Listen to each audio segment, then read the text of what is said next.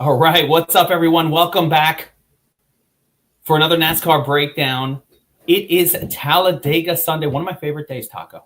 I loves me some plate racing. I don't know how many times I got to say it. And here to break it down with me, the man himself, the NASCAR GOAT, Taco, is here. What's up? Taco, The best track.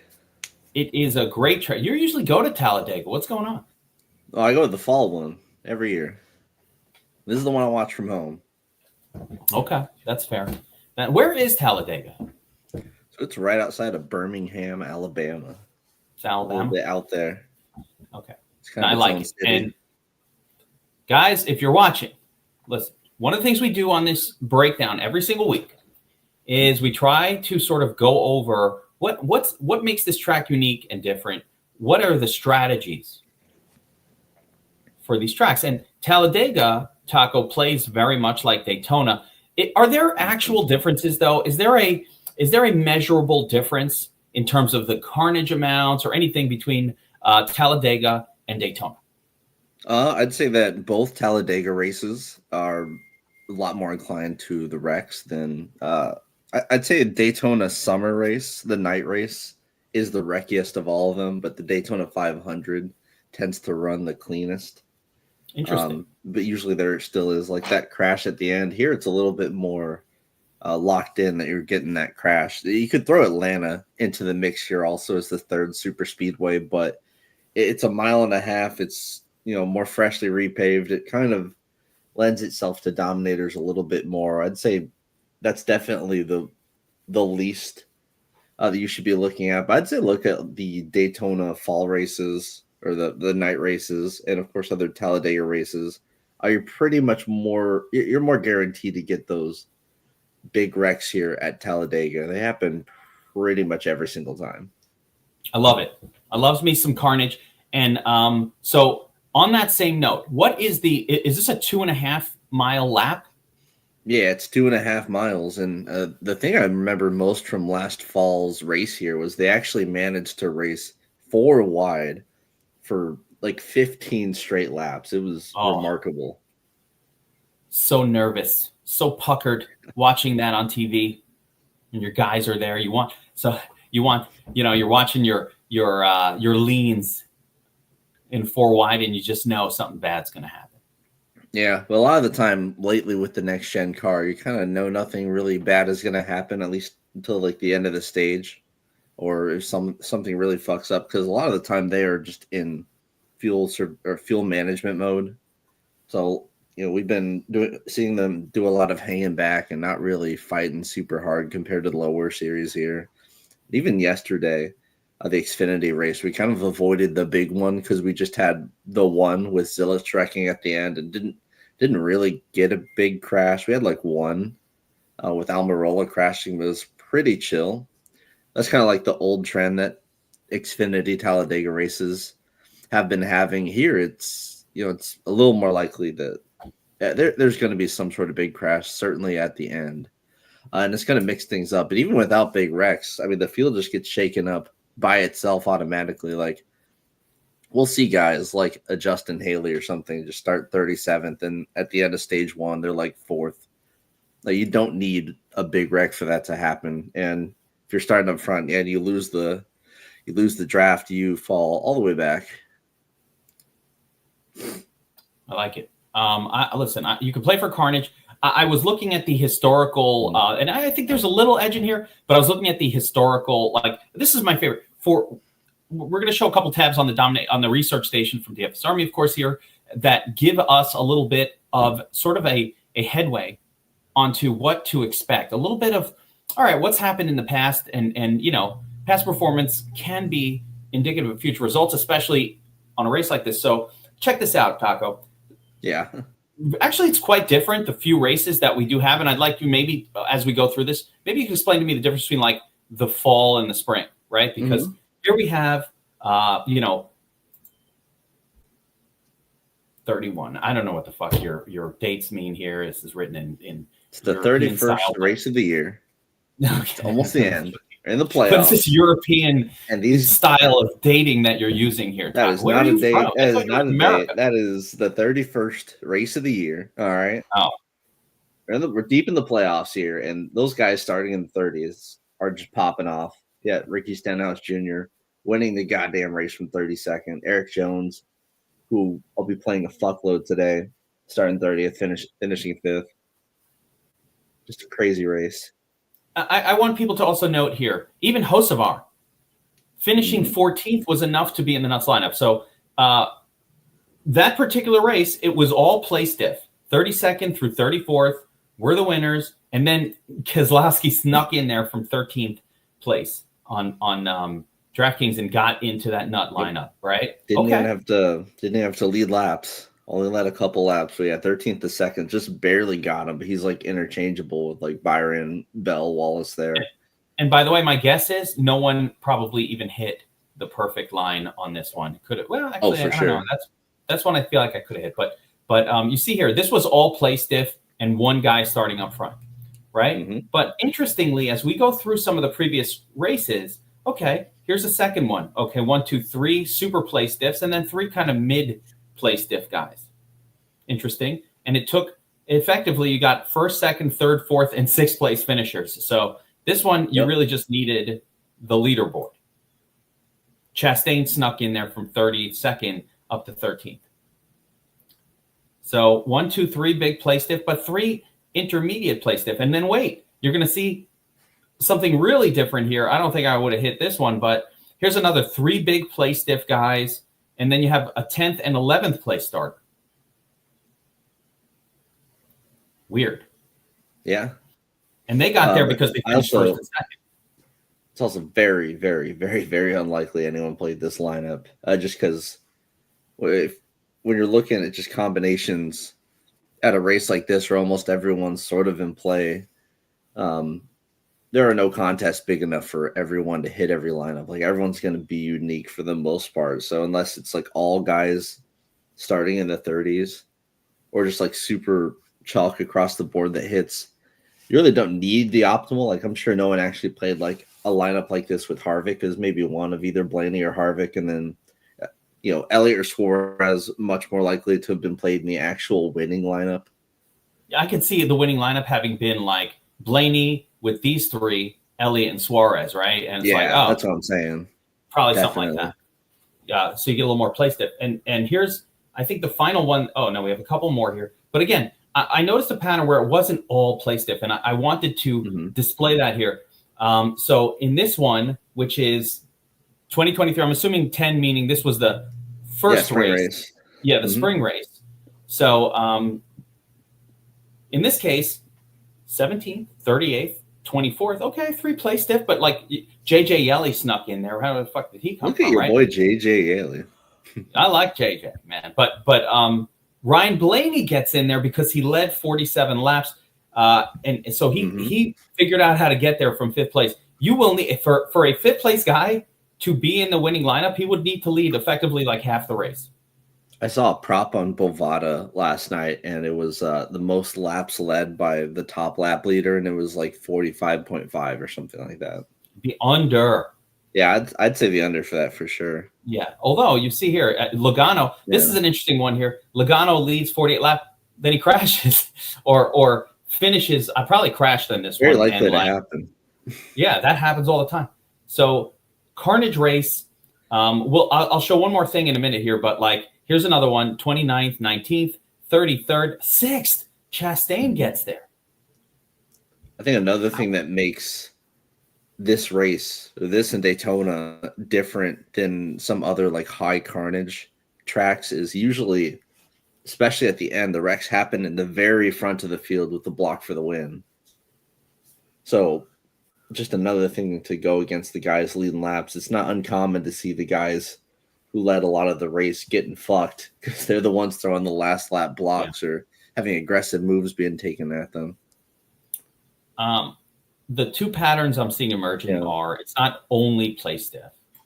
You can get there with some laps led, but more importantly, you're seeing a lot of like 1st, 2nd, 3rd, 4th, 6th. Like you're pretty much having to pick the top finishers outside of some of these supreme place diff guys that can get there. But for the most part, anybody who's not that, if you're taking anybody like starting 20th, 18th, 25th, in that range, they need to finish top 6 for you to be in the conversation. So that's kind of how these have played out. Let's go see the last one that we have recorded here back in 2022.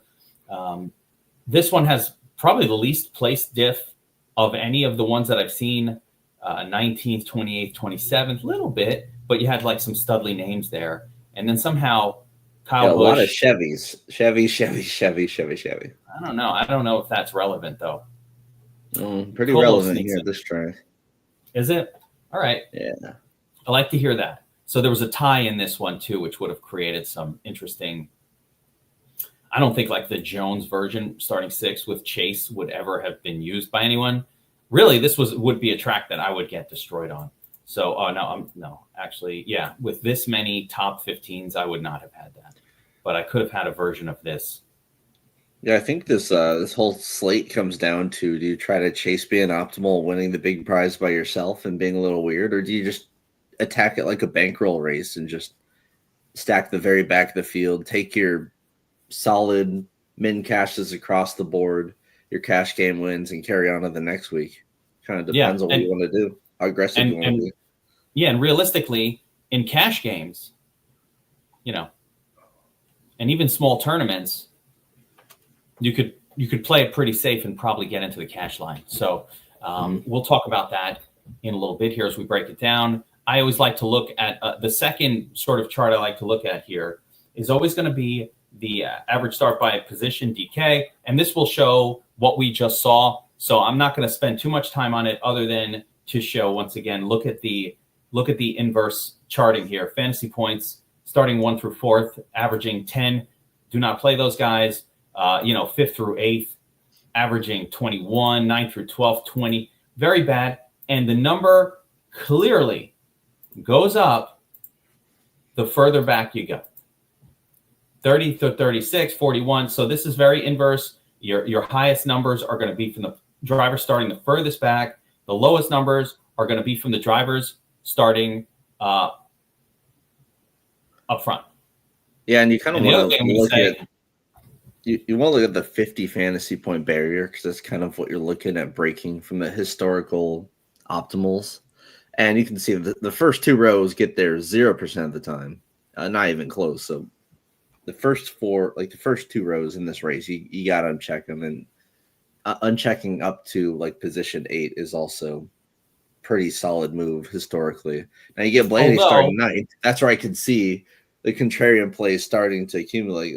Blaney, the clear favorite, the 3-time winner here. You can kind of see him doing okay. That's where that range you see them starting to get somewhat optimal. 13% of the time those guys are optimal. But I mean, the guys starting like in the upper 30s are optimal like 38% of the time. It's not even close. You know what is weird, Taco?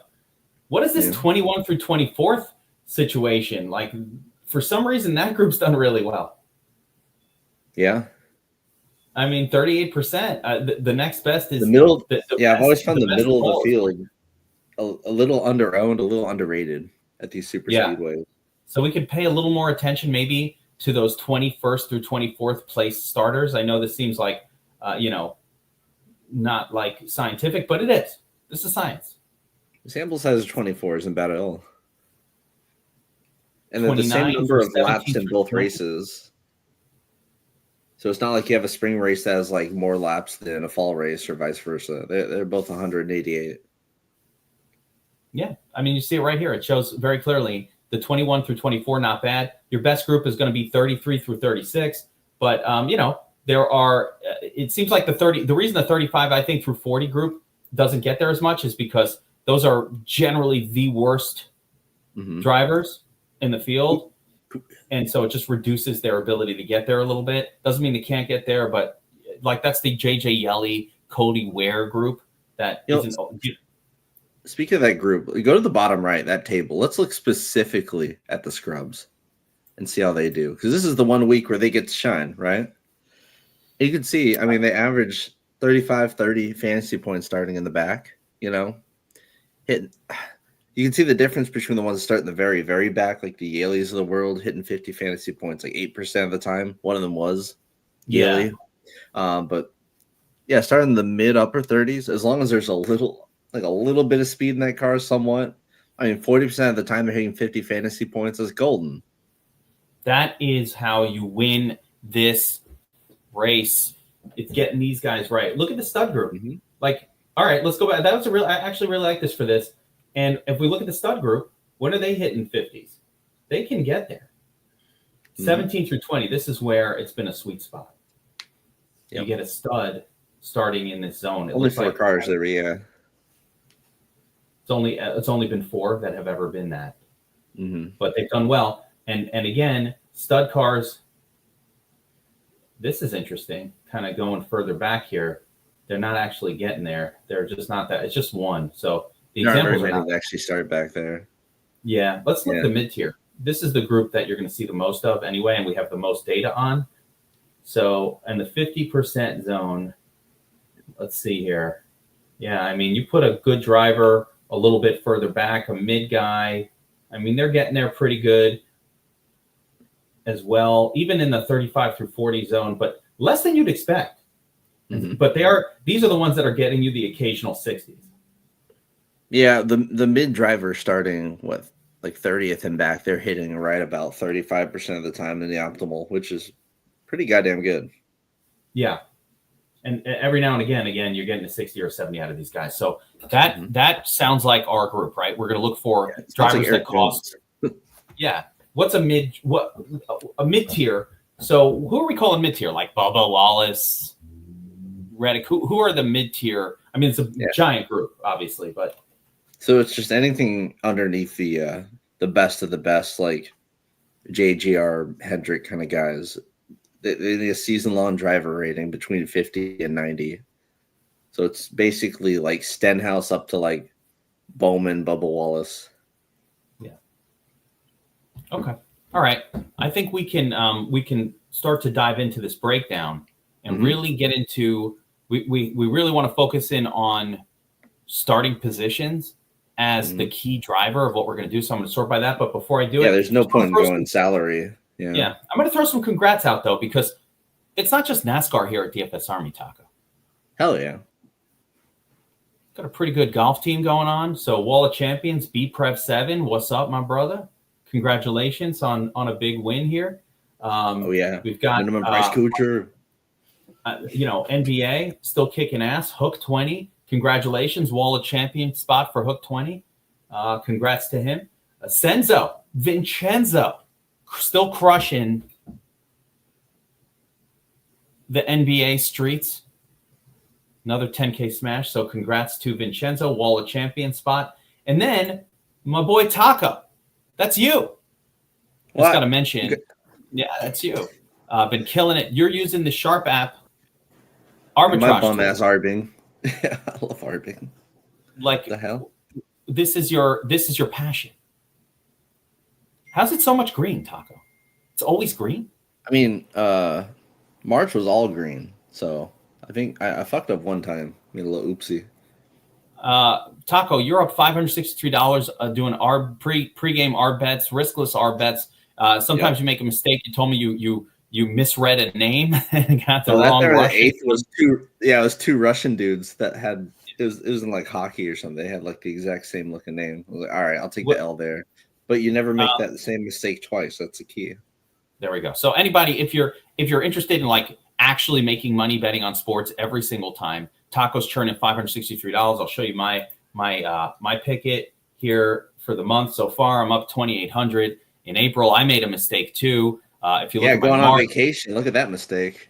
See the vacation. How much I literally went to Florida this day. I did some bets, just straight sucker bets, lost them, UFC, and then just had this week of no green. It felt like when I went on vacation, it felt like it was costing me money every day. Not arbing costs negative me VV money. Vacation. Yeah. Usually, staying out of the sports books will save you money. With arbing, it's losing you money. Every day that I'm not doing it, it costs me money, guys. That is available. Sharp app just is now launching the live in-game. I've been doing live in-game all month because those are my account health is better if I don't. I'm still not limited, so I'm trying not to get super limited by these books. I got a little limits going on some of them, but I'm trying to avoid it. So I'm doing mostly live in-game arbitrage. I just sit around during the NBA games and pretty much print cash. I've done some live streams. So this is still available to my DFS Army people. If you go to Sharp app and you sign up for Pro Plus, do it now. Promo code Founders will get you $30 off.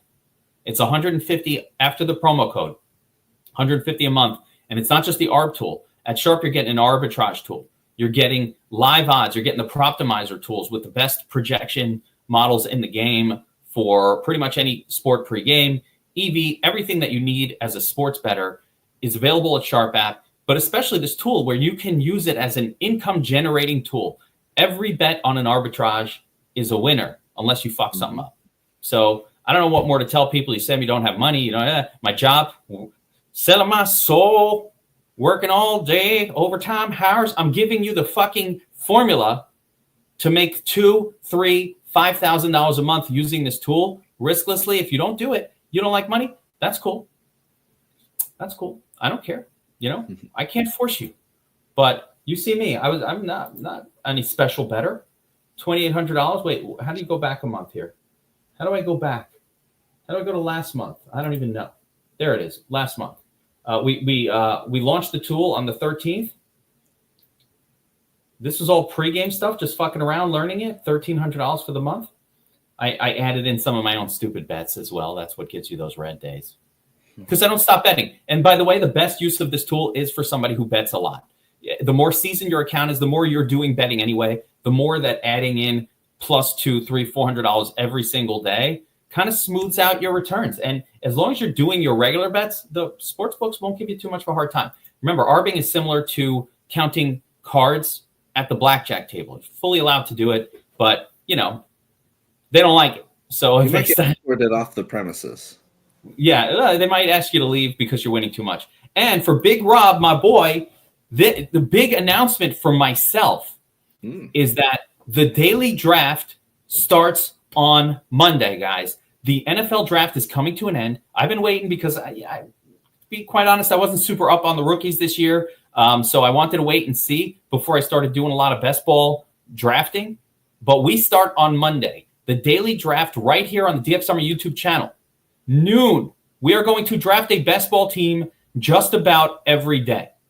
Every day at noon, I'm going live. We're going to draft a team. And I'm going to try to have best ball specialists on with me, talking us through the draft every single day. It's going to be super fun. We can draft together, guys. It's going to be Draftkings focused because I'm in New York, and that's the site that I can do best ball drafts on at this point. So every day at noon, make sure you're subscribed to the channel here. You got to hit the notification button. You want to be with us live while we're going to have fun. It's me. I'm doing it. We're going to be ridiculous. We're going to draft teams together. I want to have hundreds of best ball drafts done before the 2025 season. And I figured out that I'd rather do them on stream as content than just sit here because I get distracted. You know what happens to me, Taco? Every time I do a best ball draft and it's not like where I'm focused on it, like halfway through, I just forget that I'm even doing it. I get distracted by something. And next thing I'm like, oh, fuck, I just auto drafted my last 4 spots. Whoops. On behalf of us other best ball drafters, thank you for your service. Yeah, like I'm basically, when that happens to me, I just give away my spot in that. I'm like, oh, shit, I did it again. And it happens to me all the time. I think I have ADD. Because I can't focus on it the whole time. It's weird. Oh, ADD, always doing drafts. Yeah. That's my new ADD. But we're doing them in stream. I'm going to have guests on. We got our boy Ray. He's a best ball monster. Oh boy. Bring some of that to the table. I think Brady wants to come talk some shit about super speedway racing in general. Get him in here. Send that invite. Let's get Brady on. Get Brady in here. Cut. Send that invite. Where's Brady?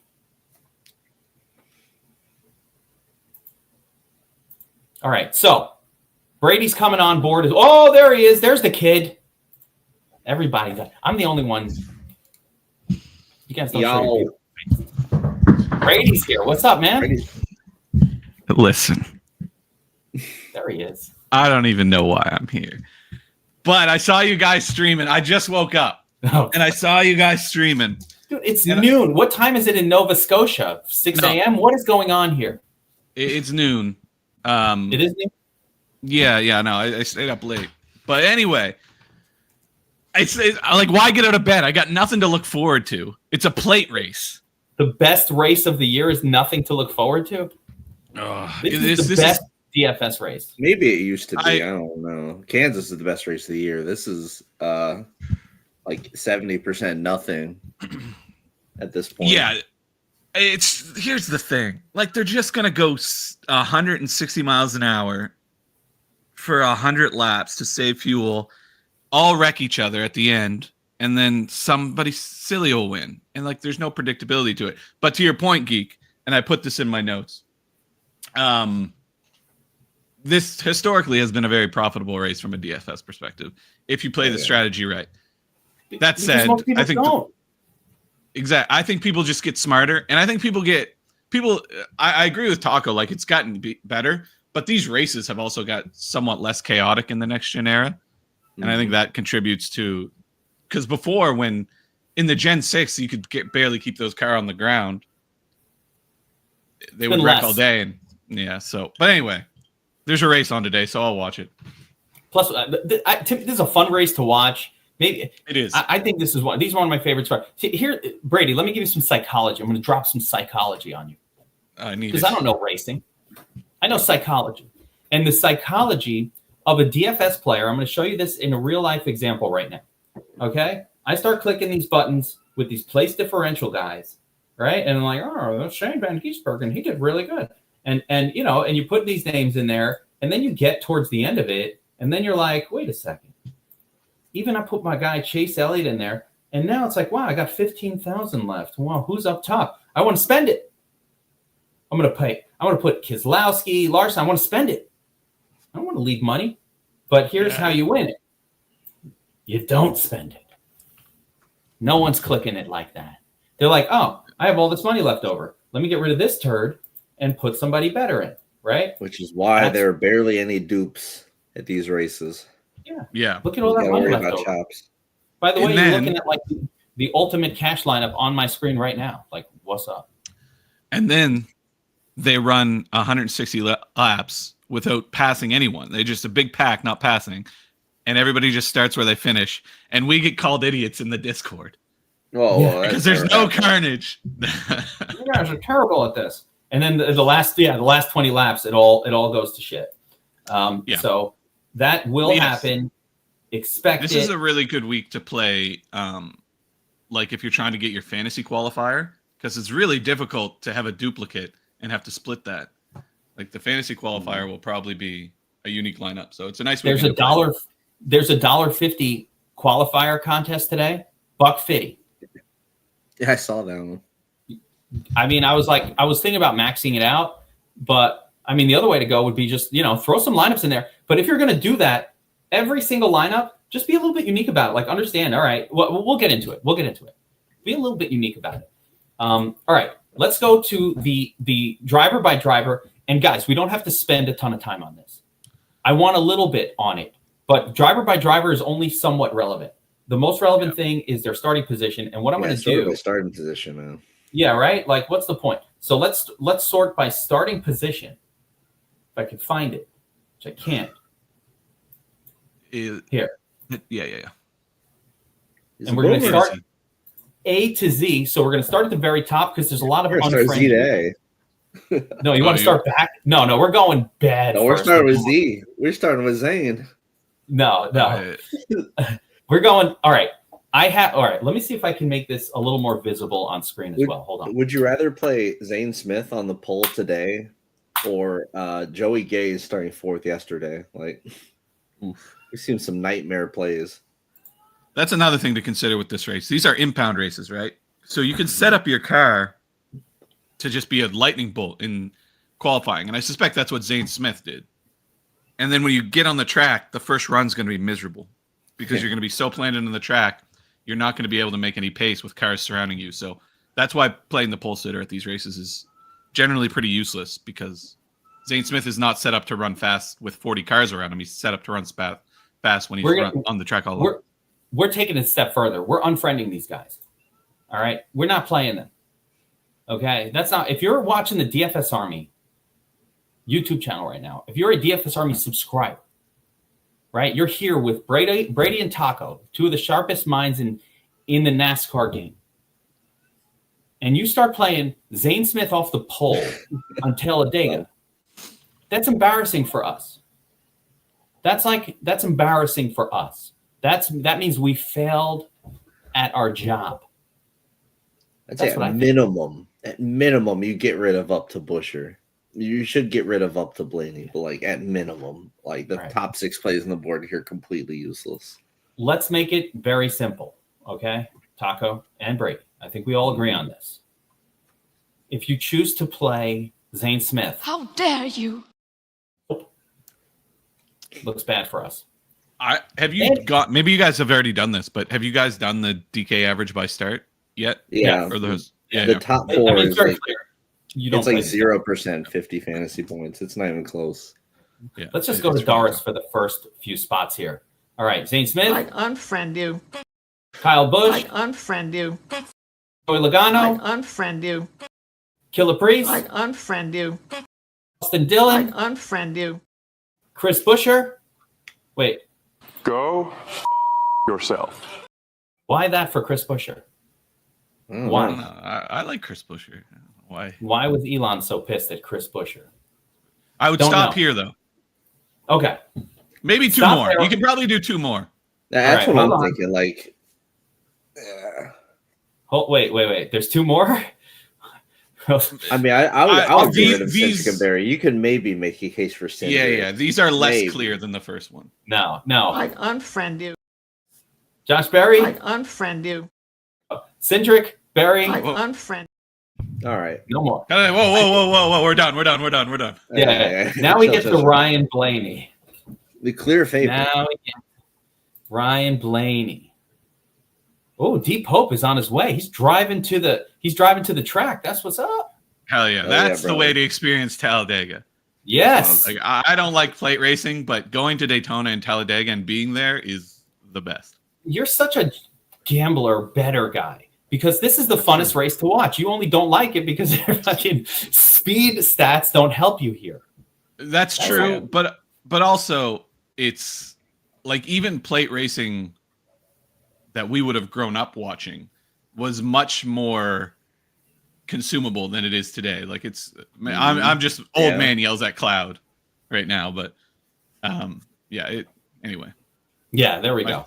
And this race, if that's what you're asking, I believe starts at 3:05. So you got a couple hours to make your lineups and get ready for this bet. Actually, Brady, I have a question for you before we continue.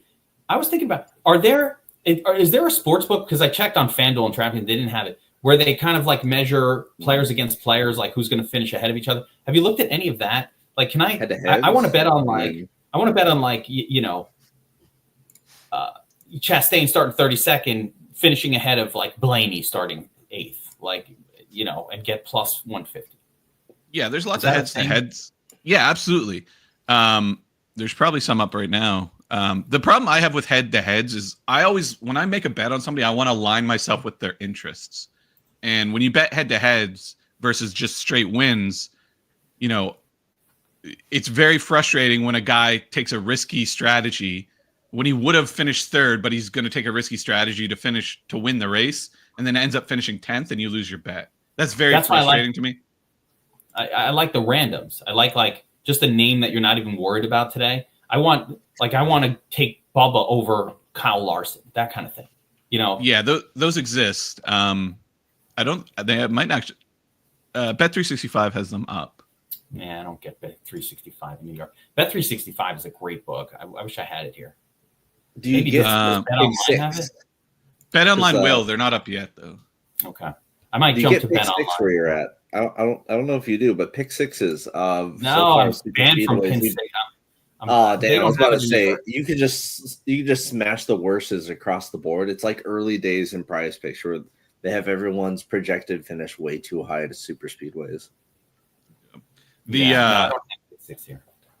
You can also go over/under on fast laps and laps led on there, and those are very soft too. Under. Yeah, they don't have fast laps. That would be easy. But yeah, like they're giving like Kyle Busch like 15 laps led. You can just go under. Let me give a quick background on Ryan Blaney and why we stopped unfriending everybody. We already saw in the historical that the guys starting really super high, it's very difficult for them. They can get there, but they need to win. They really need to win in order to get there. And with Blaney, he wins a lot. He's won here 3 times. He's got 2 second-place finishes. This guy has owned this track. He's very good at super speedways. Got a 3rd place in Atlanta. He actually kind of owns Atlanta too a little bit. Not Daytona, man, but Blaney's just good at this style of racing. And so even starting 9th, acceptable, playable guy. He's got an 8% win probability. He probably needs he needs to be in the top 5 or win to be relevant. Probably needs to win or top 2 actually. I don't think if he finishes 5th that he's in the nuts. So he would really need to be probably top 2.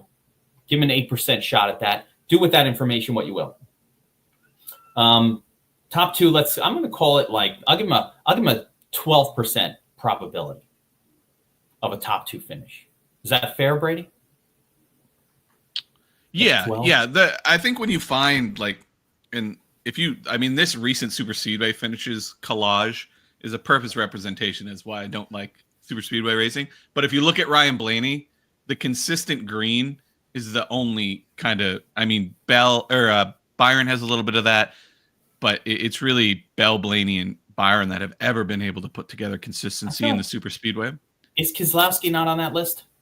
He is too, but Keselowski makes a lot of bold moves, so he's a little more boom or bust than these guys. Blaney is the one that stands out that consistently leads laps and wins stages at races like this, and it's because Penske makes so much speed. There you go. So Blaney, very playable here. Ty Gibbs, I'm going to give him an unfriend you as well. I don't like it. What did I just do? But where he's starting, I don't like it. So I'm going to unfriend that guy. Christopher Bell, not bad. A little more consistent, very much like Ryan Blaney in his consistency, but hasn't shown the same stage winning and dominator upside on these tracks. He just kind of hangs out at the back and waits for everyone else to make a mistake. Unfortunately, in a Toyota. Not bad for a Toyota, though. Yeah. Chris Bell, my issue here is, again, starting 11th, he pretty much needs to finish top 3 in order to be relevant here to get to that 50-plus number that we need. And, could get there. We got an implied probability of 3% for the win. Top 5, 18%. So, you got to give him about a 10% shot of getting there. Colt Custard, unfriend you. Yeah. Hamlin's okay. It's a Toyota, and the Toyotas are at a bit of a disadvantage on these tracks for the most part. Hamlin used to be a lock at play races no matter where he was starting, but it hasn't translated to the next gen car. There's nothing here for me.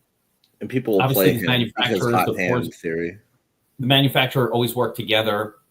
What Brady's referring to, guys, is on plate races. This is the only time when Toyota calls the other Toyota teams, and it's you guys are working together. We're one. We are one. They'll all go pit together. Although they've kind of been the dumbest team as far as strategy calls have been recently in super speedways. Yeah. I get the feeling that Toyota doesn't put a whole lot of emphasis on plate racing. Yeah. It's they let's do enough to be competitive and maybe we'll squeak out a win here and there, but they tend to put their focus on other racetracks. You know what Ford doesn't put their focus on? They do well with the plate racing, but they don't put their focus on building high quality vehicles that last a long time. That's true. That's what true. Toyota does. Yeah, that's true. If you want to win a plate race, it's a Ford or a Chevy. Hop in a Focus. Yeah, but if you want to have a car that lasts more than 5 years and 100,000 miles, Toyota. I've never driven a Ford, and it's because of NASCAR. Really? Yeah, I've never had a Ford car at all. I've had Mazdas, which I think Mazdas are Ford related. I don't know. Mazda is definitely not Ford related. No, that is super, super Japanese. Mazda is much more of a Toyota than it is anything else. It is super Japanese. No, they're really good Mazdas. That's not like a Ford. Ford will just break after 5 years. Ford's like where you get a car and like the bearings on the wheels stop working. You're like, what the fuck? I never even heard of that.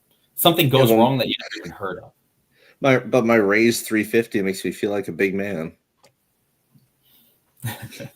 Yes, I'm not talking about pickup. I'm from New York. We don't have pickup trucks. You want to hear something crazy? For people outside of New York who wouldn't get this, no one has a pickup truck here. No one. I never see one. I live in a family city. Like every car here is an SUV or a minivan. There's nothing else. Mazda's Ford? What the hell? This is disturbing. You know? I think Ford is like a shareholder of Mazda or something. Like, I don't think that. I don't know. Anyway, Mazda's all right. Let's keep going. Let's keep going because we got a race. Hamlin, you can barely play him. McDowell, no, fuck. No to McDowell, Mickey D. Starting 14th, too early. Okay, 6% ownership projection, not good. No good finishes for McDowell, so nothing good there. Gilly, I don't know. I'm not seeing much reason to play him. Track history is good, but yeah, that's about it. He started just a touch too high. It's frustrating, but like, borderline playable. Just for track history, so good. Where do you see this? Oh, because he's got these top 10s. They ain't got to get it done, Taco. Yeah. From 15th, he needs to finish top 5. He's running top 5 in a lot of those. Like, now, talk about Brady. If you like Blaney's plate racing background, you got to love Willie Byron. Yeah, Byron is just super steady here. He rarely causes problems. His wreck avoidance is really good, and he doesn't try to control these races for the most part. Like, if he's out front, he'll just hold the bottom lane, and if you pass him on the top, that's fine. I'll come get you later. And that, those big blocking moves are where you see the carnage. Byron doesn't do any of that, so he's been pretty steady on plate races. But unlike Blaney, it comes at the expense of elongated periods of leading. If Byron's out front, he's probably going to get passed because he's not going to block, but he'll stay up front. There we go. 10K. I think Byron is almost just I'm going to say a better play than Blaney even, because you're getting him a little further back. Forget the dollar amount. At least you're getting on ownership. The ownership's low, 15%. You're getting a little more play stiff upside from 16. Remember, 16, let's call it to 6th place, 16 to 5th. That's going to get you about 47. It's almost there. You need to lead some laps along the way. Couple of fast laps, whatever it is, could get you over the barrier. But I even think from here, Willie Byron probably needs a 4th or 3rd place. This is what I'm saying. You cannot have more than 2 or 3 names from this group because there's only 1st, 2nd, and 3rd. Like, you cannot have more than that if we're going to have all drivers that score 50 plus. And we have not seen a scenario in the past where a driver below 50 was anywhere near the nuts lineup. Mm-hmm. Doesn't mean it can't happen. I'm just saying that has not happened before. Keep the 50-point number in your minds as you're building lineups. This is why we said, like, I already have a rule on my Dom station at most 2 of these guys, starting in this top group, and I unfriended all the ones that Doris and Elon said not to use. But for the most part, I got at most 2 from this group thing, because how many can finish 1st, 2nd, and 3rd? 2, 3? Like, what are the chances? Briscoe, guys. We just kind of nondescript. He was good here in a Ford, but now he unfortunately nerfed himself, put himself in a Toyota that's never done great here. Yeah, he's not bad though. He's been pretty good as a play track driver at Talladega. I'll give him credit. Yeah, in a Ford, very solid. Had a 4th place back in the day. Mm-hmm. Not bad. I'm not going to unfriend him, but he is starting 17th, low owned 7%. Alex Bowman, Hendrick Carr, Chevy. What's up? Pretty similar to Byron, same kind of methodology, same kind of, goals on plate racing, but hasn't been as successful, but not terrible. Not terrible, exactly. Not like specifically bad. Is Dinger a plate race guy? I saw on your sheet, Brady, that you kind of liked him a little more than I was expecting to see. Yeah, Colleague is generally pretty good. Maybe I'm romanticizing 2020 Colleague, but Colleague has always been fairly good at operating on plate tracks, and I think the addition of Ty Dillon makes it a little easier for AJ Allmendinger. Both those guys are pretty decent plate racers, so I just think Allmendinger would be very low owned. But given the circumstances, and when you look at who's surrounded him, like Byron, Briscoe, Bowman, it's really easy for Allmendinger to wash out in that. And I don't think he's any better or worse of a play than any other guy in this range. Yeah. So I just like that you're going to get him at 7%. Ignore some of those names is the lesson of this. And ignore the big name, the salary level, and just, focus in on like, all right, can this guy survive and finish in the top 5 or 6? That's where you need to get from the 19th spot. So he's super low owned. So this would be like, to play Dinger would be kind of like, in my mind, that under 10% turd in your lineup that no one was expecting, that somehow miraculously got there. Probably shouldn't have gotten there, but did. And there's not a lot to go off on his history.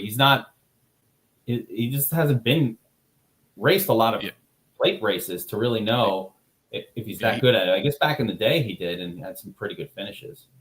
You can see at Daytona, the only driver in the last several years to avoid a top 40 finish.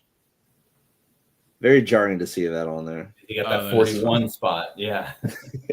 But he's been in the Xfinity series for years and years, and he's always super competitive. Like I said, a lot of that is colleague. They're very good, but I think a lot of that will translate. And he's had good finishes specifically at Daytona, and and he's been really good this year, like way above expectation. So whether that means anything here, Bubba, who got to credit him. Also, Super Speedway been pretty good lately. Got some top 10s in recent times. Has a first place here in Talladega and a top 10. Not first place back in the day. Not bad. Playable. A little bit of a rain out, but yeah, he did win. He's the only driver from Alabama. That means nothing. He's always fine. Bubba's really good at plate racing, but in the way that Byron won't make, Bubba will make every move. Bubba takes every run. Bubba's very, very aggressive, and it serves him very well. I believe he's like, in terms of ability, he's like top 3 on plate races right now, but you can see it in his finishing. It's really boom or bust. He's going to win or he's going to end up on the record. Yeah, a lot of those races where he's wrecking, you see he's like up there for most of the race, but he's just going to get in a lot of wrecks, very Keselowski style, because he's being so aggressive. And I find Bubba too, like even when he doesn't wreck, he finds himself involved in a wreck, and he always finishes these races with a little bit of damage. Like he takes a lot of risks, and like I said, sometimes it works out, but a lot of times it ends up not going so well. Guys, if you're just looking at the research station, a great way to kind of judge these drivers, if you don't want to know the past, is just look at the implied top 5, and this kind of tells the tale a little bit. Bubba got a 22% top 5 implied probability, and again, to be clear, when we start to get to 20th place, a top 5 finish is really what you need in order to be in that discussion, and probably does get you there. So, and now we're at that level. You're talking, if he gets top 5, that's 15 place diff points for 5th place. Another 35 or 33 for that spot. You're right there at that 50 barrier. It's much, much closer. And if it's 4th, all right, now you're at 51. So Bubba, with the 22% implied top 5 probability, you can see that he's just a better play than some of these names around him in terms of the odds makers. And just as good of a play, really, maybe even better than Bowman and right there, really, with Denny Hamlin and Briscoe in terms of his chances of making the top 5, with a better shot of being in the nuts if he does it. Mm-hmm. Ty Dillon, another colleague guy. You guys like Ty Dillon here? I normally like Ty Dillon when you start a little further back. He used to be so good here. Yeah. It's same play as AJ for me. Like, there's no difference between these two. I think they are similar skill levels at plate racing. Same team, same car, same everything. I got Ty Dillon, another guy that has severely outperformed expectation this year. It's the same play as AJ for me. He was really good at Daytona. Would you play him at 8-1 odds to finish in the top 10? Yeah. Plus 800. Yeah. I mean, I play anyone at besides like 2 or 3 people at 10-1. Like it's just, but yeah, that absolutely I would. Yeah, I think that's a good. I don't mind his top 10. I wouldn't mind. I'll check on DraftKings if that's available by me, but that might be one to hammer. Keselowski, very good here, even recently. The best. Mm-hmm. I think he's the best. I agree. Yeah, because you're going to go a lot farther into his history here. A lot more wins to be seen. But I mean, look at all these great finishes. Just recently in super speedways, second place in Talladega. You got an Atlanta second, doing pretty good in previous race. Another Talladega second. Here you've got his track history here: first, second, fifth, second. I mean, a couple of crashes along the way, but when he's not crashing, he seems to be crushing. Yeah, Keselowski's one of the few, and this isn't as bad at Talladega, but at Daytona and Atlanta for sure. When they get in that pack and it kind of just seems like nobody can move, Keselowski's the one that can move. He's the one that can jump. He's the one that can push forward. That comes with a lot of risk, but at least in recent times, 2025 is a bad example, but you look at last year or the last couple of years in plate races, he's been able to avoid carnage for the most part. He hasn't necessarily won a lot of these races, but he's finished quite well, and it's because his ability to manipulate the pack. But yeah, to Pete's point, Kez isn't going to lift. You're not going to get a break from Kez, and that can cause damage. So there's a little bit of bust potential here, but there's been a lot of boom for Brad Keselowski over the last couple of years at plate races. Mm-hmm. See, and here I was thinking he meant lift, like lifting weights, not lift your listen, foot off the gas. I don't know how much lifting Kez Kez is doing, but I thought I thought he was calling Kez a pussy. I'm not even joking right now. Like, yeah, it's like, what happens when you don't lift weights? man, Like, if you want to really upset yourself, there's that new season of NASCAR Full Speed coming out. Last season took part a lot in Brad Keselowski's house. Man, he's got such a nice house. His house is amazing. You know, it's good to be wealthy. I think it is. Yeah. I would really enjoy being wealthy. Yeah, you know how people say money doesn't buy you happiness? Yeah. You know.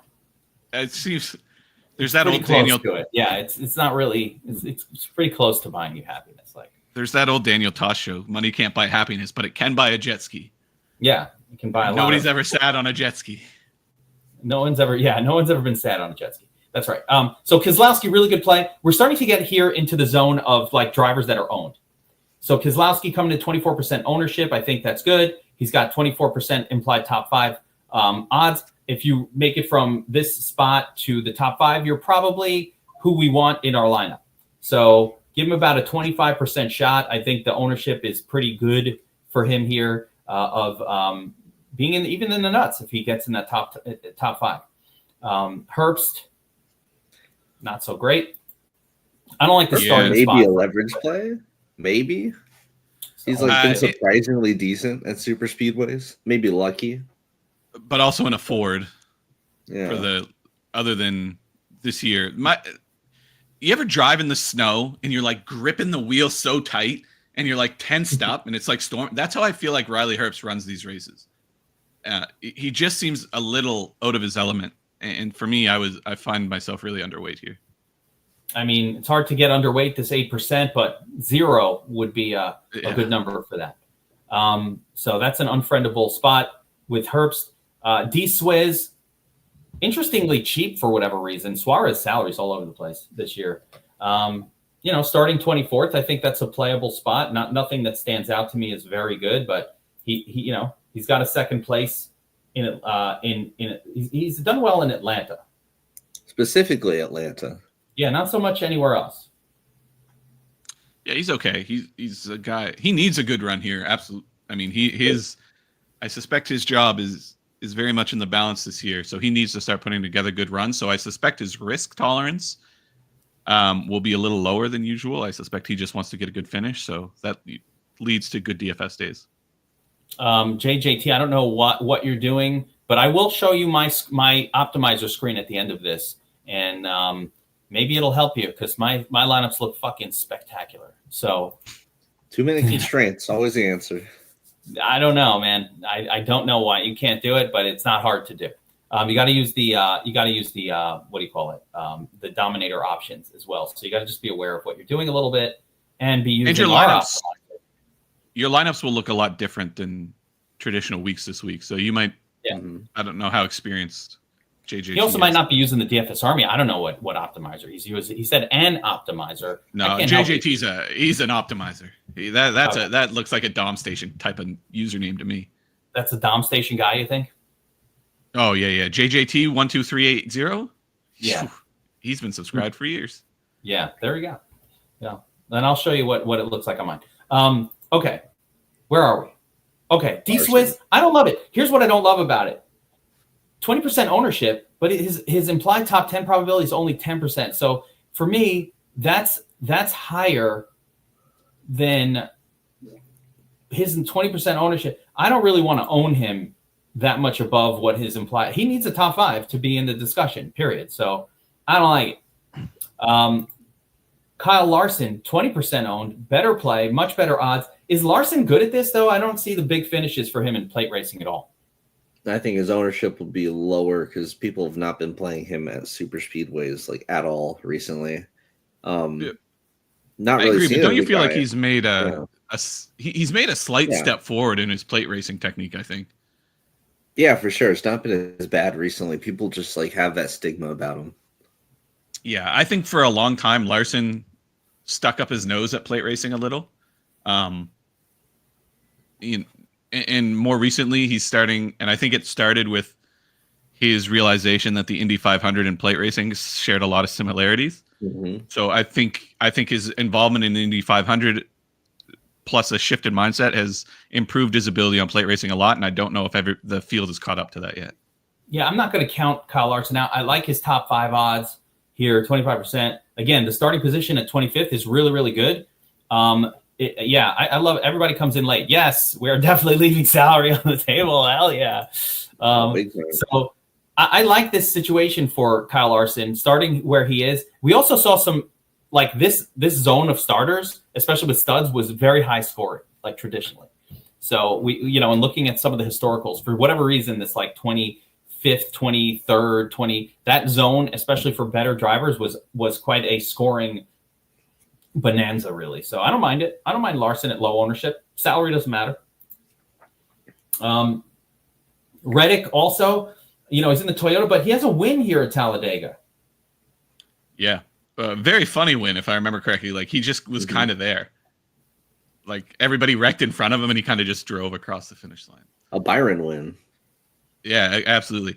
In the way that Tyler Reddick has lifted Bubba Wallace's road racing ability up tenfold, I think Bubba has done the same for Tyler Reddick. I don't think Reddick's naturally very good at plate racing, but he's usually just pushing Bubba along, and that has proven to be a fairly effective technique because Bubba's so good at this. So I see a lot of upside here for Reddick, even though he's not necessarily a plate guy. Like a little Toyota push there. He's starting 26th. The implied top 5 is 15%. So again, he's going to need to be top 5, maybe top 7. The guy starting 26th, he can sneak in there. He doesn't necessarily like these. We're starting to get to the point where guys can sneak in there a little bit further back in that top 10 zone. So we'll get, there's more the further back we go, but Reddick and Larson are kind of like on the precipice of that. Noah Gragson starting 27th, has a 3rd place here in Talladega not long ago, so he can get it done, but a bit of a turd as well. High owned. Loves crashing. Makes a ton of mistakes. Now, I don't even know if they're mistakes, but he's 101 when it comes to aggression. And he's a crasher. Hasn't served him well. Yeah. Wait. Where's Gragson on my list here? 19%. All right. I'm just looking at my exposures. That seems about right. So I'm going to. Oh, we're still playing him starting 27. Don't get me wrong. Yeah. Everybody around here. When he's not wrecking, you see he's getting that 3rd place finish, but boy, does he love wrecking. Very, very, very. Be careful with that exposure. One of my favorite drivers, hosts. The host. The best kind of aggressive. Plot armor aggressive. I don't know. This is one of those, like, I'm sitting here looking on DraftKings Sportsbook, plus 4,500. I might just click that button and leave him out of my DraftKings lineups. Because like Hocevar is just going to win this race or he's going to wreck. He's so good here because again he takes so many chances. He's so aggressive. The problem is nobody wants to work with Hocevar because he's so aggressive. So this is kind of one of those plays. I think Hocevar can legitimately win this race. Absolutely, he can, but he can also wreck very easily. So we have some confidence in the chat that host is gonna be part of some trouble. Whoa! He said cause the big one, not be part of it. Now, well, you could cause it without actually being. Yeah, sometimes you could cause it without actually being in it, which would be glorious. All guys. That seems like, isn't that more of a Chastain thing than Hocevar? Like, Chastain is Hocevar the new Chastain. For real. Chalk Chastain is definitely not making it to the end of the race. Brad Keselowski has caused a lot of big ones and won the race. Yep. So it can definitely happen. But yeah, I don't know. Hocevar is not super fun to play in DFS just because he's so like you kind of just got to white knuckle the whole event. But I don't mind playing him at plus 4,500. Seems like $100 on that. I don't know. You buy a hot tub if he wins. Not bad. I'll take the hot tub. Yeah, hell yeah. I'll take one of those. Nemechek. So with Hocevar, good driver, better than Nemechek here. And you can tell by the odds, it's really different. So Hocevar gives you 14% top 5 implied probability. That's really, really good. You know what's not really good? Nemechek's 7%. So be careful, I think, with him. But every single driver for me who's starting like at this far back is relevant. I don't super unfriend any of them.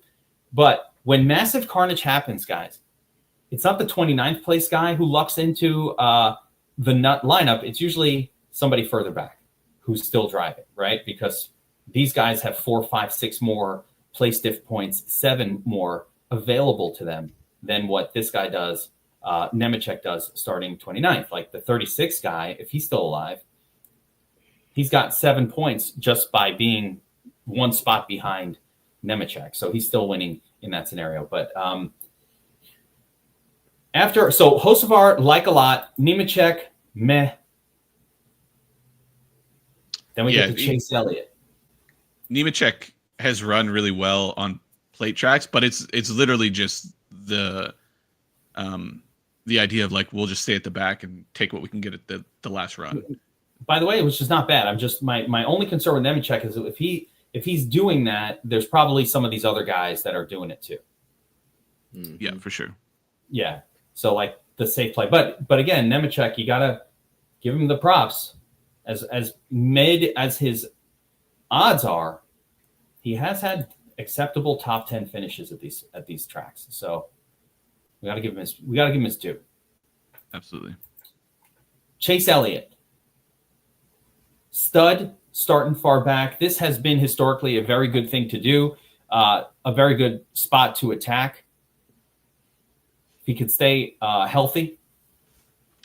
45% ownership projection, guys. That's a lot of ownership. Yeah, that's gonna be more maybe. This is just These are the big owned guys. Where I see a low owned guy that I'm going to be attacking. But it can be like I'm tempted to fade Chase a little bit, especially if you're chasing like tickets or whatever. Because like he's pretty consistent here, but he's not the best.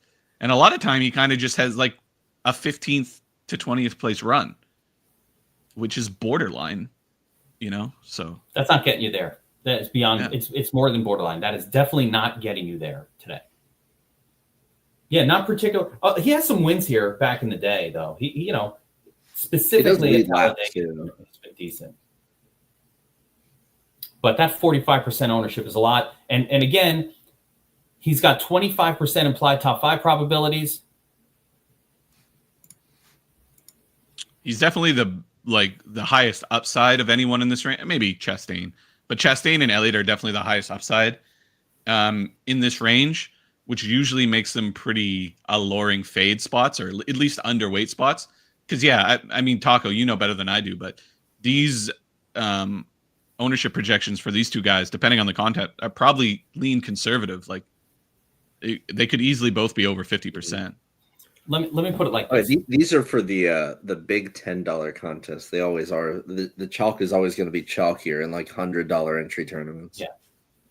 Well, that's what I was just going to say. If you get into a single entry in SE for this, let's say it's a more higher dollar, like $100, 75 or 250 entrant. Forget the dollar amount, but like actually, I'll just say the size of the contest: 150, 75, 225. That zone there, and you're making just one lineup.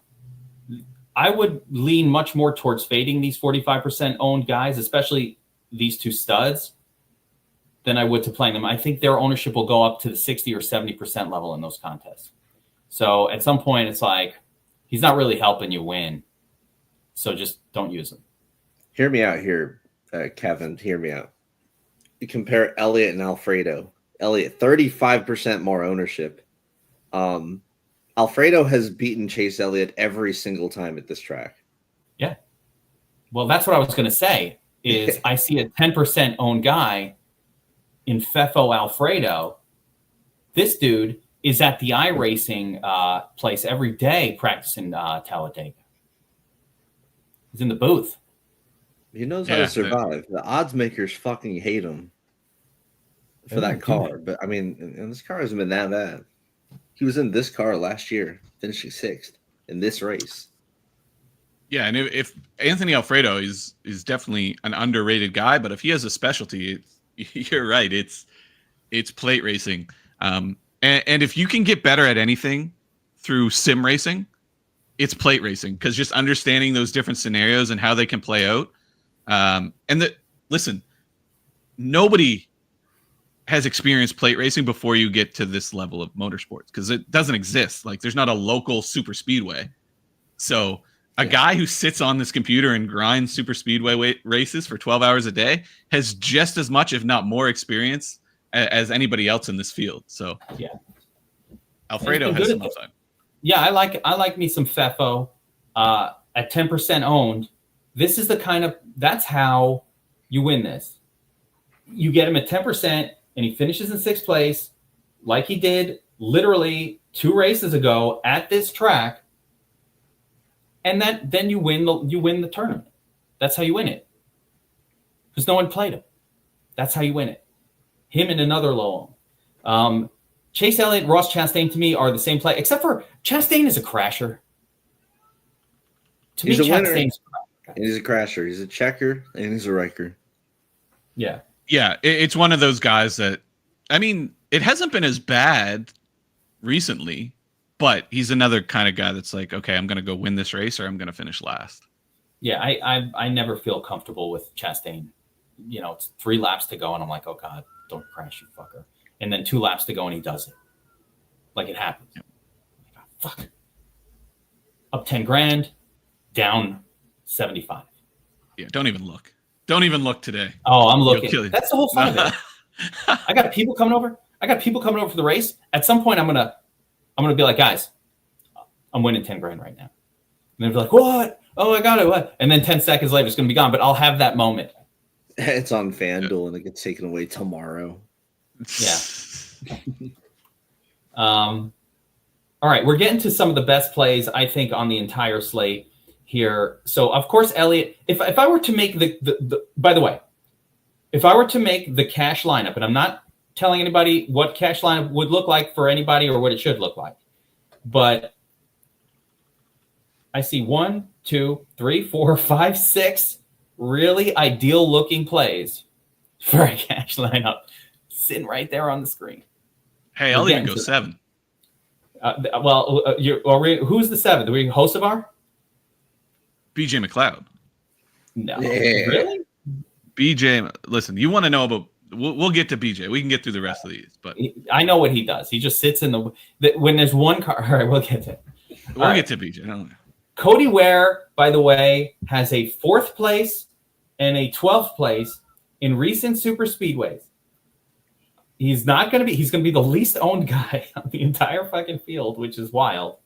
He's starting third. What is it? 33rd? Yeah. He started. I think Cody Ware is somebody you want in your lineup. Mm-hmm. Not everyone, but I'll have him in my run. He snuck his way in there once. Super Carnage. Guys like that, all of a sudden, you're like, how the hell is Cody Ware in 7th place? How the fuck did he get there? I don't know. But there he is. Yeah, and this is a full-time team now, too. Like, in years past, Rick Ware Racing and Cody Ware were always, it was kind of borderline. Like, are they going to finish? Can this car make this? Are they even, now they're a full-time team, and they're incentivized. Like, they need to have good finishes in order to retain their charter. So they've definitely taken a step up this year, and you can see it in the recent super speedway finishes. On races that get chaotic, Cody Ware is not close enough to the pack to be involved in those wrecks, and he finishes 12th. So, yeah. And somebody earlier said it's 84 and cloudy at the track, which is, if the sun comes out, it'll increase carnage because the track will be looser, it'll be slipperier, and that's what we need to get carnage type races that Cody Ware would be a factor in. Best 2 for SC is always such a tough question because it's like, I think the best 2 plays on the entire slate are these next 2, but I don't know how to match that with earnings. So Cody Ware playable, he'll win you a tournament, not going in your cash lineup. Eric Jones has been spectacular on plate tracks. He's really good at this. Has a real knack for it, yeah. Yeah, like this is the best play on the slate, no? Literally only top 10s here when he doesn't wreck. Yeah, really good. And like leads laps sometimes, like finds the front, not just rides kind of mid-pack. Like guy that can literally lead the charge up front. And he always starts in the back too. Yeah, he's there. I mean, you want to talk about setting up for qualifying versus setting up for the race. These boys are set up to be good in the pack because they did not have any speed in qualifying whatsoever. Don't they never do. Always on the outside. Look at this. Look, I just crash. There's only crush or crash with Eric Jones. There's no in between at all at this track. There's no version of the track where where was that time when he was just like average? Yeah. He smashes or he crashes? We're here to smash. I'll take a smash. Sometimes he smashes and crashes in the same race. This guy's the best play on the plate. Agree. And this is exactly what I mean when you compare like Eric Jones to like Chase Elliott. Chase Elliott does have those average days, which are very, very frustrating because they don't kill your lineup, but they certainly don't put much money in your pocket. You don't win. A guy like Eric Jones is going to put money in your pocket or he's going to take it all. There's no in between. Yeah. So let's talk about what are the crash odds for Eric Jones. If we wanted to really do this by the numbers, 30%. I think the general field, like in general, Taco, it's like 25 to 30% for everyone, right? Mm-hmm. To finish. So it's about 30 at Talladega, yeah. So Eric Jones seems to be a little better at wreck avoidance in the field. So 20 maybe, 25? 22%, yeah, something like that. So I mean, if you were ballsy, you could consider going well over the field on someone like, I don't like going super over the field because it ruins your day. But like the minute he does crash, it's like, there goes my whole fucking day. Yep. But if you were a little ballsy, going a little above that 40%, that 45% level, I think you're wrong about the ownership here, Taco. I think it will be 45-ish percent. You're not leveraged at 45. I think that's what it's going to be. I think this is wrong. I think it'll be higher than what you have it. And so, like, you got to be in like 60% level with Jones to get leverage on him. Do with that what you will. Stenhouse, same. Yeah, Stenhouse used to be like a guy that would come to Talladega and be, in the top 5 to 10 guys in terms of odds. That's cooled off a little in the next gen, but he's also become a lot more stable, I would say, in the next gen. He's not quite as much as a weapon as he used to be on tracks like this. So I think the difference between Eric Jones and Ricky Stenhouse in 2025 is Stenhouse will have average days on plate tracks now. But that's okay when you guys starting 35th, like yeah. Let's be clear. We only need a top 10 from Stenhouse, which he has 37. 15, honestly. You think a 15 would get you there, Taco? Even, yeah. From 35th, that's plus 20. and the nice thing too, like for a guy, if you're going to play Haley, if you're going to play McLeod, if you're going to play Ware, you need Carnage. Those guys aren't going to drive up and finish in the top 10 in a race where 30 cars finish. Stenhouse Jones can. So there's a bit of a different level for these two. These two are good plays, like regardless of the carnage, where these other guys, I mean, the ones where Ware is coming in fourth place, that is just shitstorm galore. But shitstorms happen. I like playing for it. It's fine. These two really, when somebody asked here, the two best for SE, if you're asking me, I would say it's Jones and Stenhouse, except that's not an ownership play because they're high owned. I just think they're probably the two best plays on the slate because of where they start and how good they are at this style track. Plus, the Elliots and the Chastains, I'm telling you, these guys tend to crash. Like, I don't know, the highest owned guy in Talladega always crashes. People tend to crash at Talladega. Can't confirm. Yeah. It's like, Chastain looking good, and then he just fucking wrecks. Okay, what about his teammate, SVG? SV Jizzle. That's the eye test. Well, we're trying to think of a nickname for him. Let's shelve SV Jizzle. Yeah, I know. I'm trying to think of something. I can't. SVG works. SVG's a nickname. That's not even really a nickname. That's too. Well, it is. Jay Van Giesenbergen. He was the most impressive that last fall race of just watching it, being there. Like he was. I kept going, God damn, is that SVG up there again? He was like leading laps and shit. Yeah, and he did that in the Xfinity series too. Like he had good runs. I don't know what it is about plate racing that has registered for SVG a little bit, but he's definitely more competitive on plate tracks than he is on like intermediates and short tracks right now.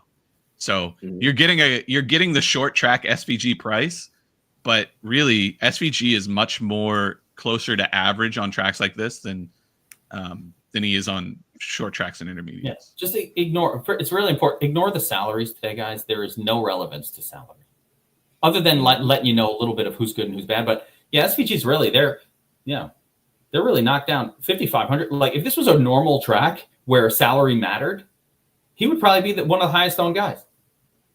Yeah, and also consider think about the humanity. Your SVG, your season's been pretty terrible.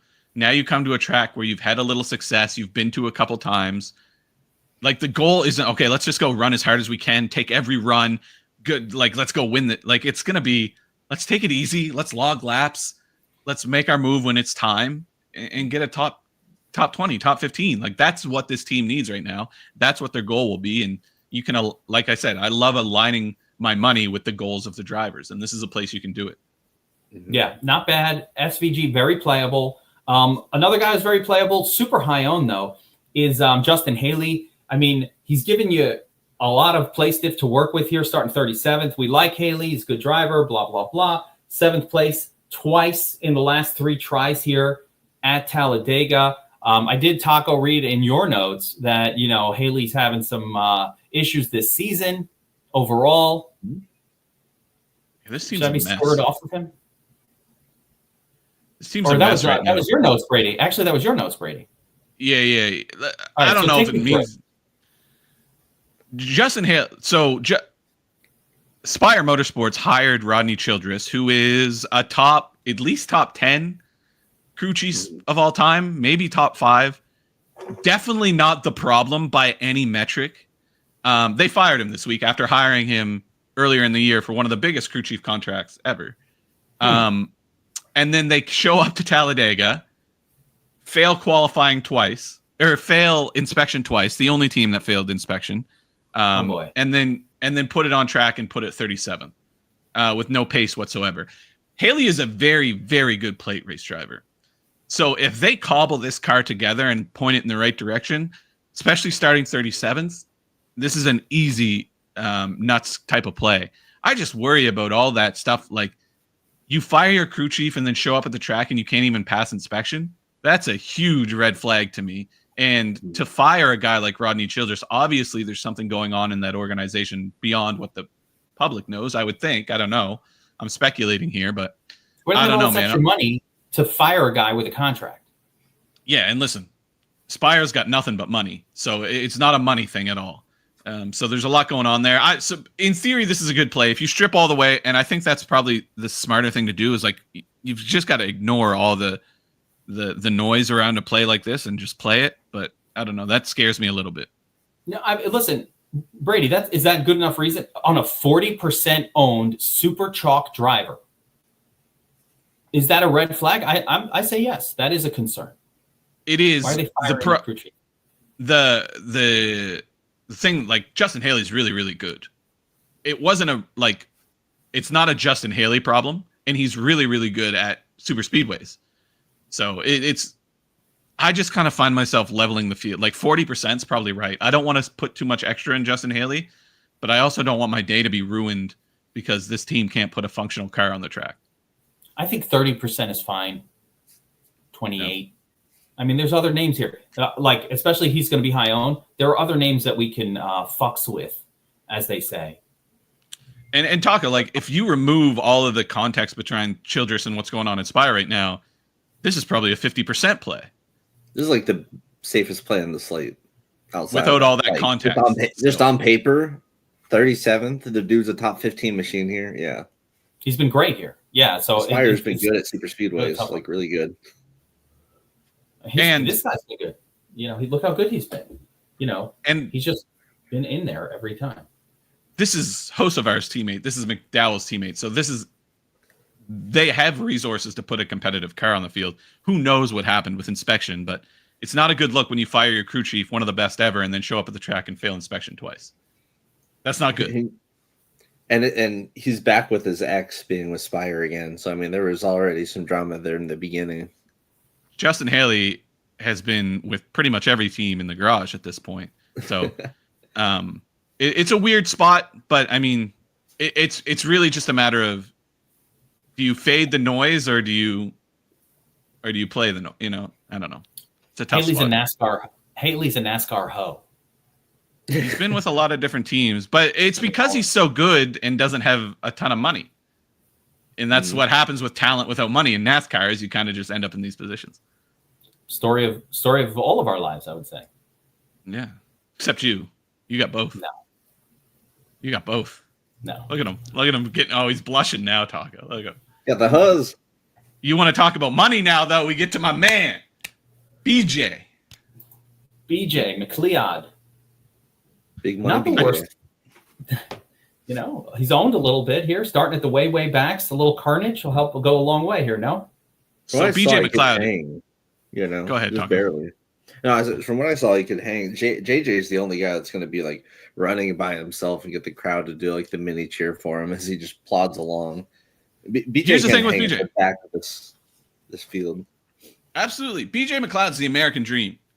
BJ McLeod and Matt Tifft cobbled together $7 or $8 million in 2020, bought a charter, ran dead last for 3 years. NASCAR said, listen, you're too bad. You're not running well enough. You need to sell this charter or we're going to revoke it. They sold it for $40 million. Unreal. So BJ McLeod now just rents cars from RCR and drives races he wants to and has fun. So this powertrain is an RCR powertrain. I think the car itself doesn't come from RCR, but the powertrain does. So he's got RCR power under the hood. And we saw this at the Talladega race last spring, I think. He was legitimately running up front before he hit the wall. But there's BJ McLeod's got plenty of money to throw at racing, and he's got plenty of car with RCR powertrain. So I'll play him. Really? The American dream, BJ McLeod? I'll take it. He's one of the most respected guys in the garage. If you hear everybody else talk about every other driver in the field loves BJ McLeod. Every other driver in the field will work with BJ McLeod. If he can finish this race, he can finish in the top 20. You know what? It doesn't take a lot more than that for him to wind up helping you win this thing. So, you know, again, starting 38th, you get to 20th. You're starting with 18 place diff points. Another, you know, you're at 38 39. Probably need to get to 15th to actually get there, but at 15th he's crossing the 50-point barrier, and that is it. Probably take a little bit of carnage, but it's doable in a carnage race, especially a big carnage race at 11% owned. So this is how these are the names. Again, I don't want to put them in my cash lineup or in that $88 June bug 200 entry thing, but on the 150 run in the mini max or whatever it is that you like to do, these are the names that will cause you to win, to actually win. It's not going to be Ricky Stenhouse. Everybody's playing Ricky. Everybody's playing Eric Jones. Everybody's playing Chastain and Elliott. Everybody has them in their lineup. It's these guys that cause you to win it. Or the low-owned rando from this group that no one played. That's just like, why the fuck is Gilliland in second place right now? How is this even happening? That's how you win. I don't know who the name is. Sorry. If I did, I would load up. What about JJ Yelly? He would need like a 2020 Talladega level of just disgusting carnage. But he's kind of like perfectly built for that. So like if everyone's on fire, I think that bodes well for him. The ultimate carnage play. Yeah, and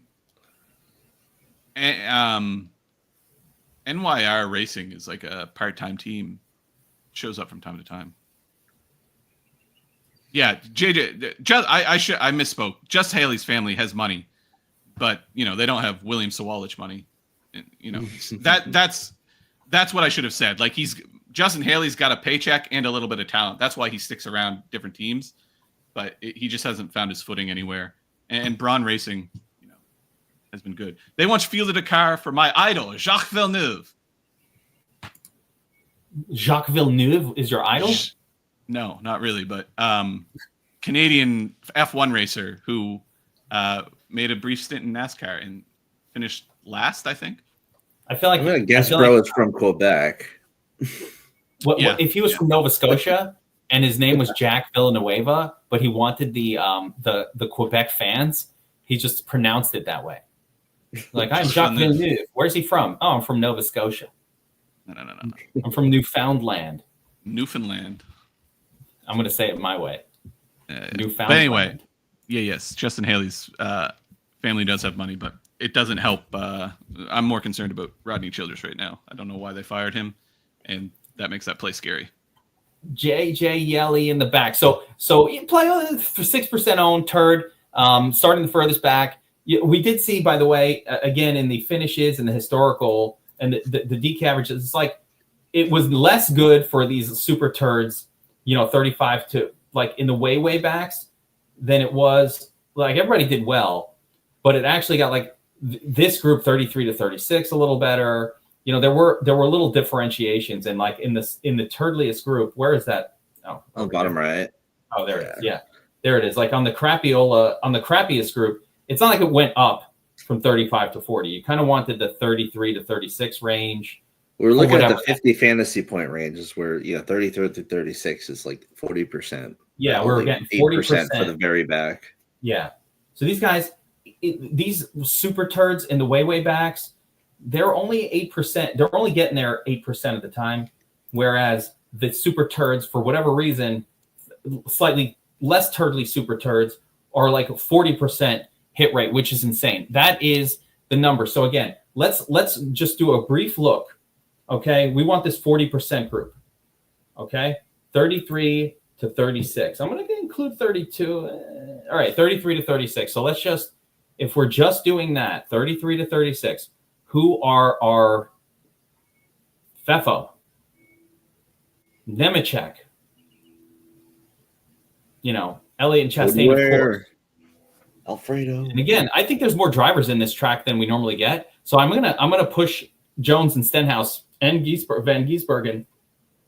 I'm gonna give all three of these guys a 40% shot, each one of them individually, of being in the winning lineup. Is that fair? That's fair. But you also got to recognize, and this is what's so like sometimes the roulette wheel lands on green. So sometimes it's gonna be I think that's what people need to realize sometimes. Yeah. I like that expression, Brady. It's a very that's like a real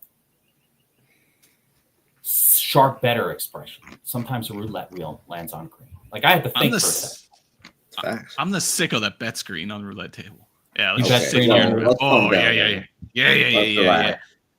If whole table's groaning. Wait, if they add that third green, are you playing roulette? Oh no, I'm not even playing. Yeah, you're out. I'm not playing here. If I see a third, go to Hard Rock in Florida. There's like 2 extra green spots on the roulette wheel. What the fuck is this? Why does it say Hard Rock? What is that? Oh, that's a green. What?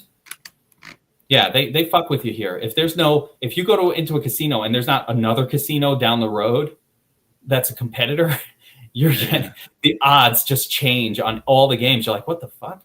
Why is there so many greens on this roulette wheel? 6-5 on blackjack tables. What are you talking about? But to that point, if you're chasing tickets today, Hard Rock does that. The 6-5 thing, Hard Rock in Florida, that's what you get. Yeah, I hate that.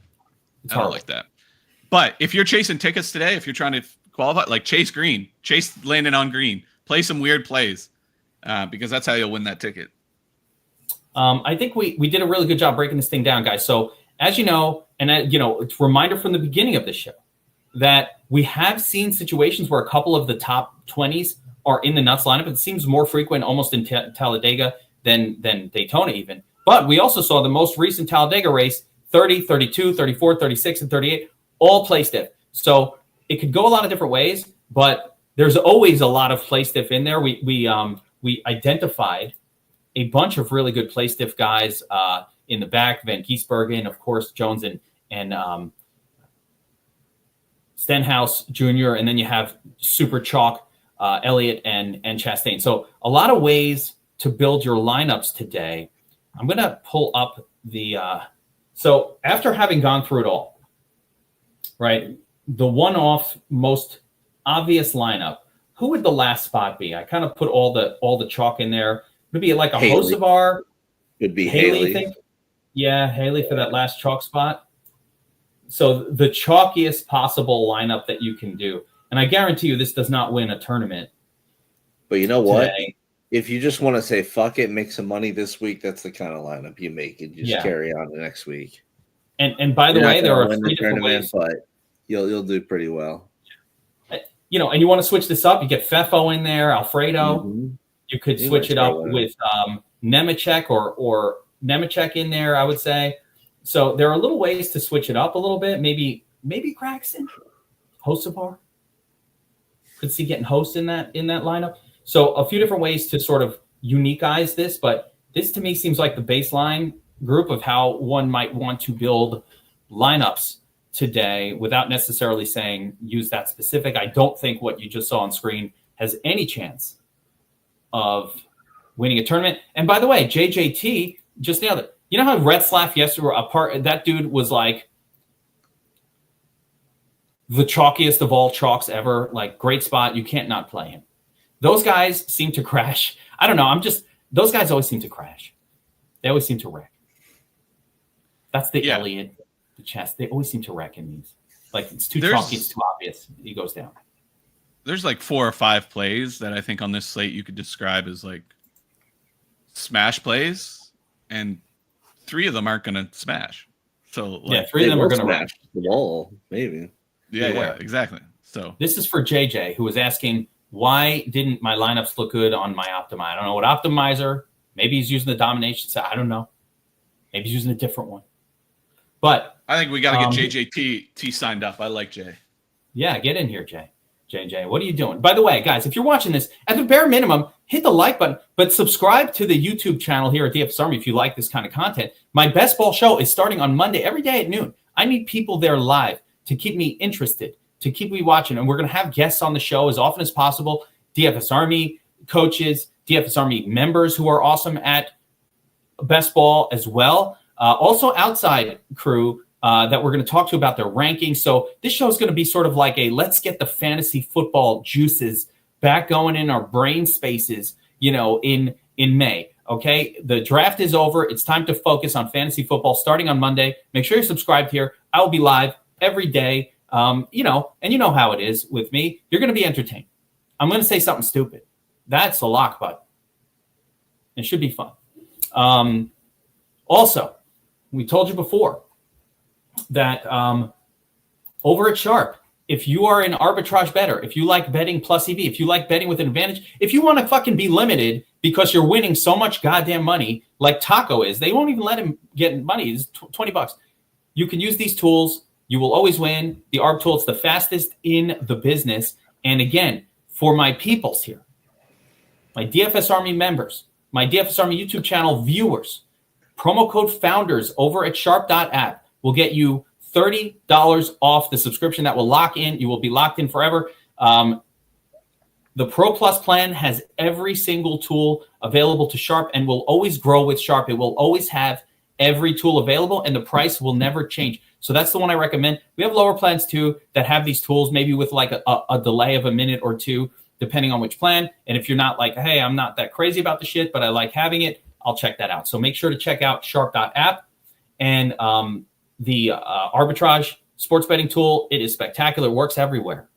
It works everywhere. It works with the exchanges. We have 120 sports books on the list. So it works everywhere. And if you are a sports bettor and you're not at least adding this into your mix, you are a sucker and a fool. It's like, I can show you how to count cards in blackjack. You could do it. If you choose not to, that's just you giving up the edge. So I'm not going to say any more about it. Finally, I'm going to show you the domination station. And what I did was just at most 2 dominators, guys.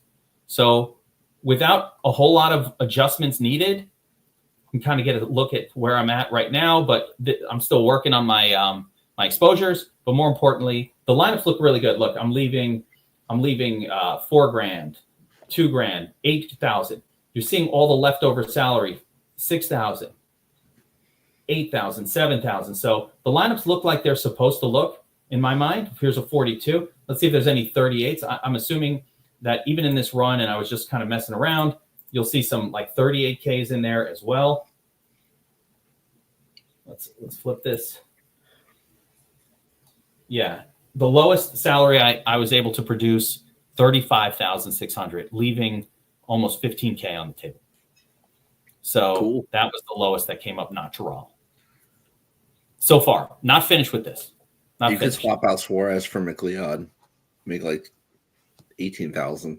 Get even lower, yeah. Like the unused lineup. These are why these lineups are so unique. Like, you know, you might hit first place with one of these. I'm you know, I've got over 300 line. I've got over 300 reserved for this thing. And at most 2 dominators, and then you could set your dominators to who you want them to be.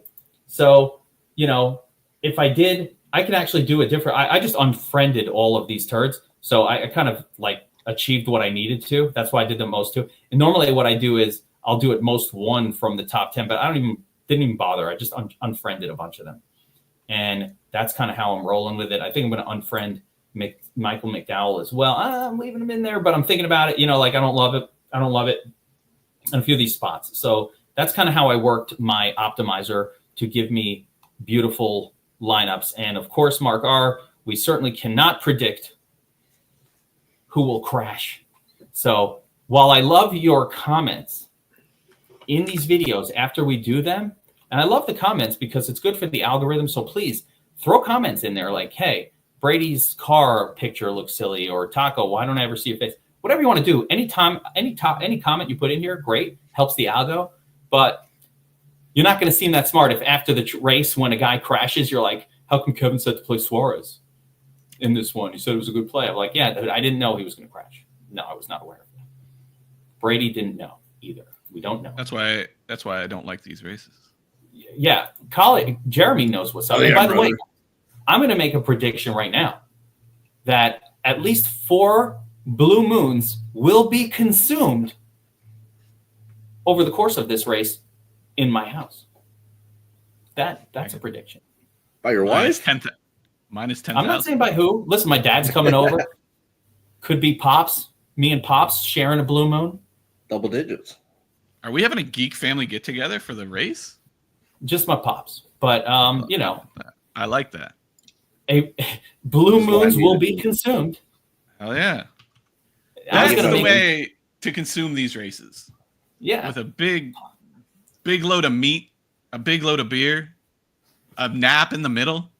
Can I share with you? let me tell you what I have planned for the barbecue today. Let me just share this.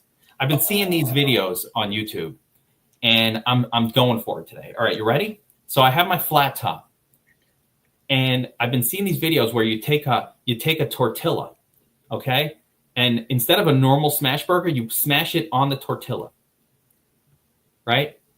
Face down, smash burger style. The meat on the flat top. Then you flip it over. 5 minutes in, you fully cook it through on one side. Turn it over. Toast up the tortilla. Fold it. Hamburger stuff inside of it, and it's like a taco hamburger. Taco, you'd like it. It's like a taco. Taco, he's got like the super fancy barbecue, all the cash he's got too. He's all Let me tell you something. All my cash went into building that fucking tool on Sharp. That's why I need people signed up. That thing costs like $10,000 a month, just the server expense to run it. So I need you see how I'm arbing all day just to pay for the freaking server space. I need other people on the tool. Hell yeah. I need other people on that tool that pay for it. But yeah, no, I don't fuck around. No expenses. Yeah, I have a sweet Weber Genesis, like the biggest. Do you have like a whole outdoor setup? Like no, I'll have that for my next house. My next house will have that. Like for my next house, I will have the full outdoor kitchen, fridge. I need running water out there. You gotta wash the hands. Like when you're making food, you gotta be able to wash your hands. I don't think I'll ever achieve this in life, but like the outdoor kitchen with the TV mounted. Oh, yes, nothing better than I like. That's coming. Yeah. That's coming for my. But that'll be my next house in Florida. Like it's a little too cold here to like really blast a lot of money. Like you're even worse. You have like what, a 4-week window where it's okay to go outside. Like it's freezing where you are, Brady. Yeah, I mean it's not that bad. No, I mean come on. It'll start to get warm in June. And then it'll start to get cold in the middle of September. It's freezing over there. Well, it's pretty chilly.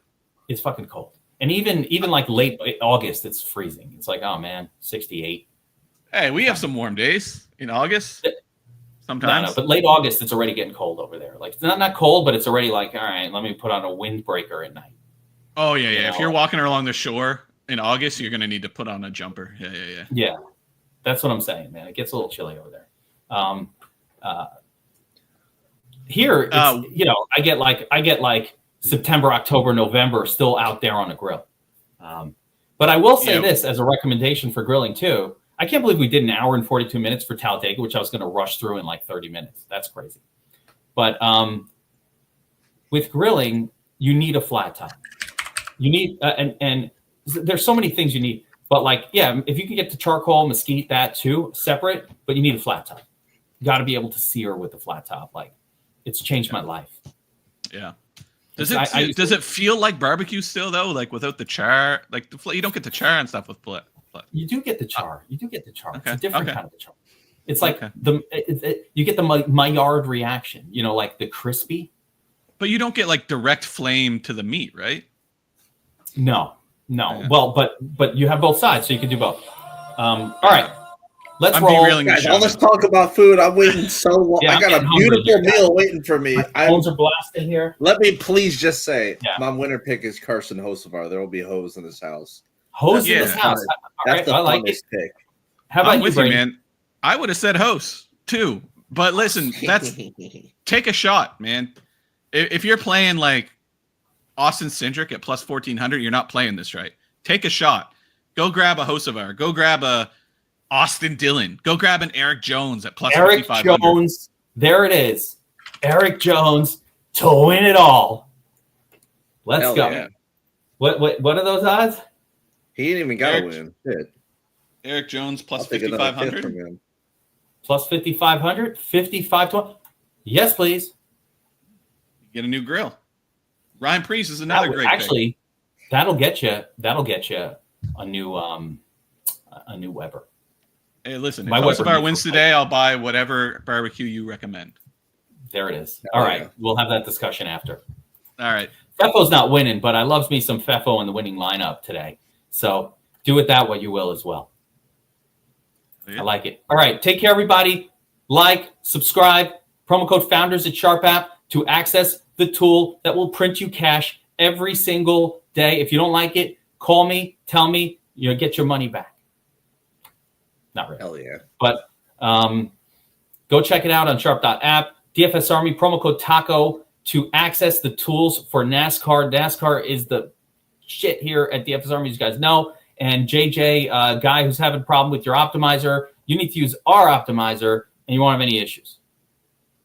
Promo code TACO, 10% off at DFS Army. And remember, tomorrow, starting Monday at noon, and every day thereafter, most days of the week, best ball drafting with the Geek and Friends. It's called Geek and Friends. I just came up with that. Geek and Friends. We'll have guests on telling me about their sleepers, their favorite picks, all that. We're going to pick so many brains. It's going to be insane. It's going to be insane in the membrane, really. Insane in the brain. Okay, that's going to do it. Take care, everybody. Good luck. Helmets up.